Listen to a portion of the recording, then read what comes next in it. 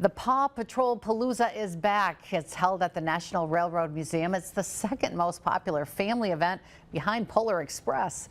This weekend, this event that is going all weekend long. Tickets are $20 per person for 2 and older.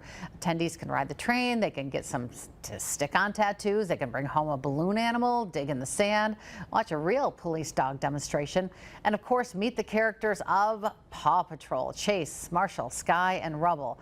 We spoke with one young guest about her excitement. I'm Jill.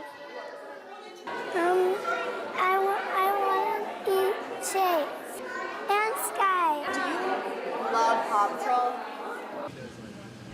Kids love Paw Patrol. That event is daily from 9 to 5 through Sunday. We do have a link on our website for where you can purchase tickets and all the event information. You can find it at wbay.com/links.